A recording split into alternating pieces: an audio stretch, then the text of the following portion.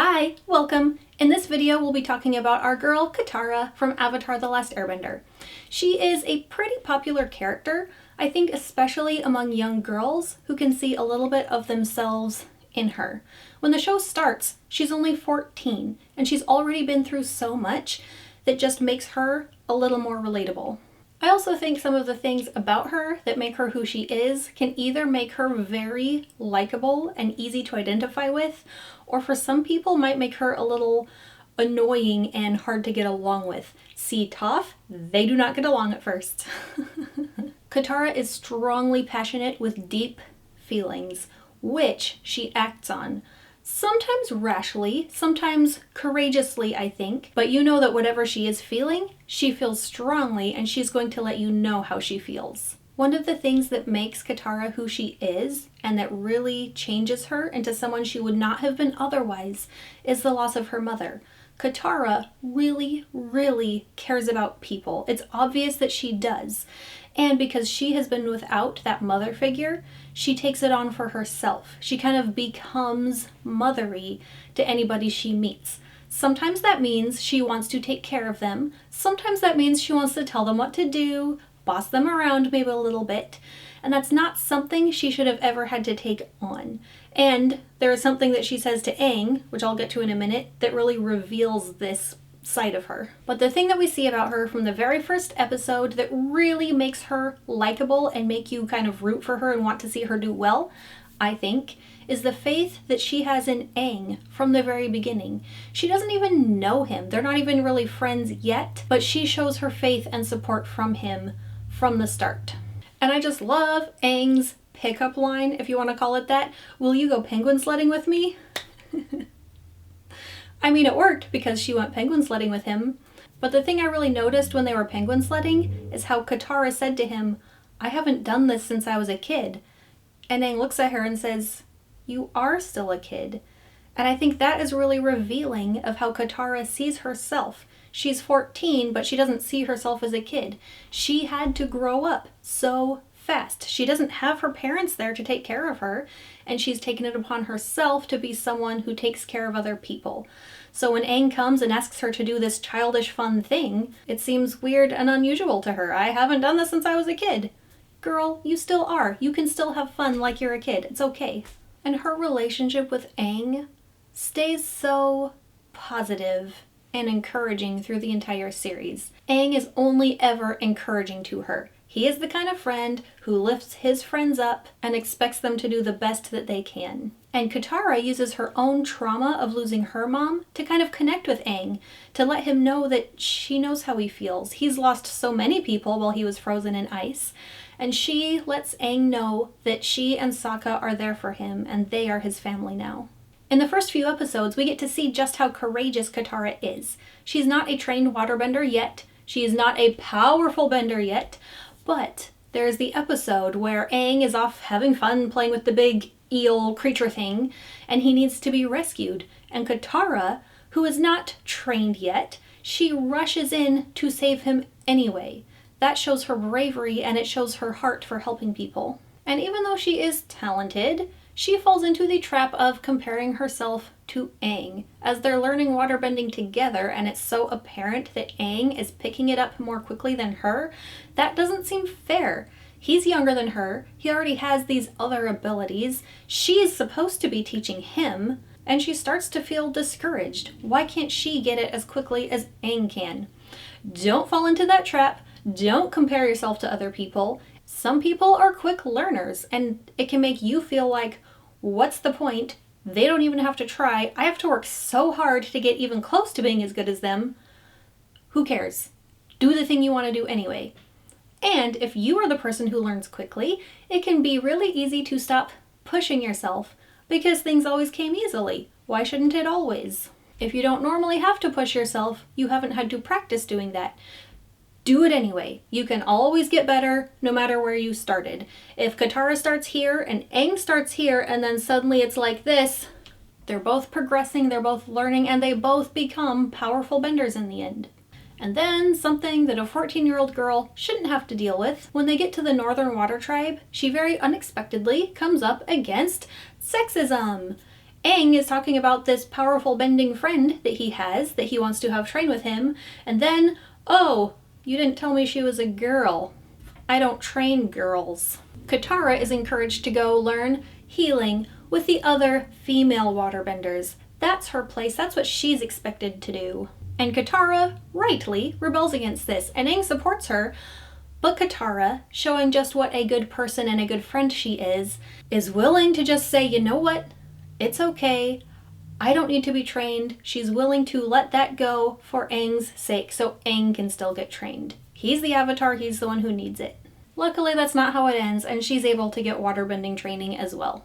Okay, a moment that stood out to me in this series, and I don't know if this says more about Katara and Aang's relationship or just about the type of person that Katara is, but the moment when Aang realizes that he's lost Appa and he is just crushed and overwhelmed. He is so angry. Aang doesn't lose control with his anger. That's not who he is, but he loves Appa so much. Appa has been taken from him. He loses control a little bit. And in that moment where he is overwhelmed, the person who is able to rush in and kind of bring him down and steady him and ground him is Katara. Now, is that because of their relationship? Probably a little bit, yeah, I would say it is. But I think this also shows the kind of person that Katara is, which is someone who cares about people and someone who is naturally a healer. We know that she gains healing abilities. That is one of the things that a waterbender can do, and she can. If she sees someone who is suffering, she wants to help them. She cannot stand to see suffering, and she rushes in and helps. That's what she did for Aang. Katara is a person who wants to help and heal. And this is why she couldn't leave those poor people in the fishing village in the Painted Lady episode. I don't agree with how she basically poisoned Appa and is lying to her friends, but by this point in season 3, we know what kind of person she is. We know that she is not going to see these people suffering and just leave them. Doing what she can to help is what she does. Seeing people suffering makes her hurt inside, and she must help. I think this is partly the healer in her, but also the part of her that feels so motherly. She wants to take care of these people. And because of this type of person she is, I think this is why she finds bloodbending so horrific. Bloodbending is powerful. Katara is showing that she is becoming a powerful bender. And as a waterbender, she is able to heal with her abilities and also bloodbend. These are two very different aspects of waterbending that she can use both of. How many other waterbenders that we know of have been able to do both of those? Just Katara? I don't know. But also these two aspects of what waterbending can give her and do for her kind of gives her a choice. Which route will she go down? We know what kind of person she is. We know she's going to choose to focus on healing rather than bloodbending. But she hates it. She hates the very thought of it and what it does to people. She is somebody who helps and heals. That is not what bloodbending does. The very first time that she bloodbends is to help the people that she loves. Sounds like Katara, right? But even though she used it to help people, she still hates herself for it. At the end of that episode, when the old lady is like, "Congratulations on bloodbending," she breaks down in tears. That is not who she wants to become. And the one time that we see Katara bloodbend, knowing full well what she is doing, she is overcome by a very Katara-like sense of passion. Except this time, she is passionately angry and out for revenge. In this moment, thinking she has found the person who killed her mother, someone who was so important to her, and losing her changed her entire life, she is ready to go out and get revenge. She is ready to let the fiery, hot side of her loose. And Katara has friends who want to help her. She has Zuko, who's volunteering to go with her and do what she wants with her, but she also has Aang. Aang, who does his best to give her the best advice that he can. He does not want to see her give in to hate and anger. That way leads to the dark side. But not only is Aang a good enough friend to care about her and what kind of person she becomes, he is also a good enough friend not to force her to do what he thinks she should. He tells her what she needs to hear, and then he lets her make her own choice. He values who she is, and he respects her. And I think that this is one of the reasons, spoilers, that they end up together. Aang values her and respects her. And for someone who is fiery and independent like Katara, that is going to mean a lot to her. Also, penguin sledding. And I like that Katara gets a little bit of a girlfriend in Toph. Like Sokka, if you've seen my Sokka video, neither one of them felt like they could allow themselves to just be kids and have fun. Sokka really bonds with Aang, who's a few years younger than him, kind of brings out his childish side a little bit, in a good way. And Toph is a little bit younger than Katara, and they clash at first. They do not seem like friend material for each other at first. They are very opposite. Katara loves to be mothery. Toph is trying to get away from her overbearing parents, and that causes some tension. And for someone like Katara, who likes to be mothery towards people, that doesn't always make it easy to make friends, especially if there had been an abundance of girls her age in her home tribe, which I don't think there were. But through all their trials and adventures, Katara and Toph are able to form a strong and firm friendship, and I'm really happy for both of them for that. And when we get to the final episode of the series, we get to see just how powerful Katara has become.